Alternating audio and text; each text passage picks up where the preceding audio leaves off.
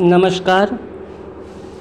कल दिनांक 22 सितंबर तक जो ये हमको बीएलओ ऐप पे जितने फार्म बूथवार हमको मिले हुए हैं, उस फार्म पे निर्देश ये हुआ है कि सभी फार्म पे बीएलओ अपने रिपोर्ट लगा दे चेकलिस्ट के माध्यम से। तो एक कैसे रिपोर्ट लगाएंगे, सबसे पहले आप हमको यही बात जाननी है कि कैसे रिपोर्ट लगाएंगे। एक प्रयास करते हैं जानने का। तो सबसे पहले तो हमें जितने फार्म मिले हुए हैं ये आप जान लें कि इस पे जब हम बीएलओ ऐप को यूज़र आईडी लॉगिन पासवर्ड पे ओपन करेंगे तो हमें इस तरह का जो इंटरफेस जो दिखाई पड़ता है, तो हम इसमें चुनाव जो है ये चेकलिस्ट सबमिशन वाला ऑप्शन को हम चुनेंगे। चेकलिस्ट सबमिशन पे ही हमें सारे फार्म जो हमें आवेदन मिले हुए हैं वो हमको इसी पे दिखाई पड़ेंगे। तो जब हम चेकलिस्ट को ओपन करेंगे तो हमको जो हमारे सामने जो इंटरफेस बनेगा वो इस तरह का बनेगा।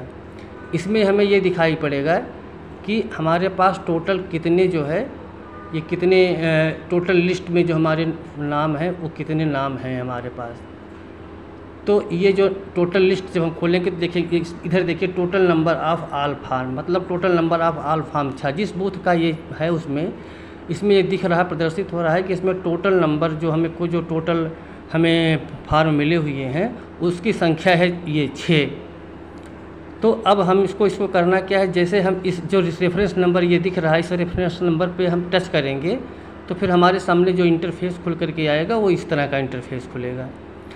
अब इस इंटरफेस पे हमें करना क्या है कि अब हमें ये बताना है कि इसकी पर्सनल डिटेल है, ये एप्लीकेंट का नाम है कि जिसने एप्लीकेशन दिया है कि इस नाम को विलोपित कर दिया जाए या इस नाम को मतलब कि परिवर्तन कर दिया जाए। एप्लीकेंट का नाम है। इस पे अब हमें रिपोर्ट लगानी है, देख लेना है, इसके डॉक्यूमेंट को भी देख लेना है, जांच कर लेना है कि ये नाम कटने के योग्य है कि नहीं। आप भी लगाए हो सकते हैं। तो हम इसको देखेंगे और इस पे हम अगर मान लीजिए सपोज कीजिए कि ये डिटेल हमारी सही है कि इसको नाम को हमें विलोपित करना है या परिवर्तन का काम करना है, तो हम सबसे पहले इसको जो है सेम की रिपोर्ट लगाते हुए हम इसमें आगे बढ़ेंगे। तो आगे जब बढ़ेंगे तो हमें ये इस तरह का इंटरफेस, उसी पे जब आगे बढ़ेंगे तो हमको ये सेम करते हुए चलेंगे तो इस तरह का हमें इंटरफेस दिखाई पड़े। उस एप्लीकेंट के बारे में पूरी तरह से जान लें कि कैसा है, फिर उसकी क्या स्थिति रही इन्फॉर्मेशन में जो आपको मिल रहा है उसमें कि उसमें करना क्या है आपको। अगर वो उसका नाम आप डिलीट करना चाह रहे हैं, वो डिलीट में है तो उसमें क्या है, मतलब डेथ हो गया है कि अंडर एज है कि एब्सेंट है कि परमानेंटली शिफ्टेड है कि ऑलरेडी इनरोल्ड है, मतलब कि इसका नाम पहले से ही दर्ज है।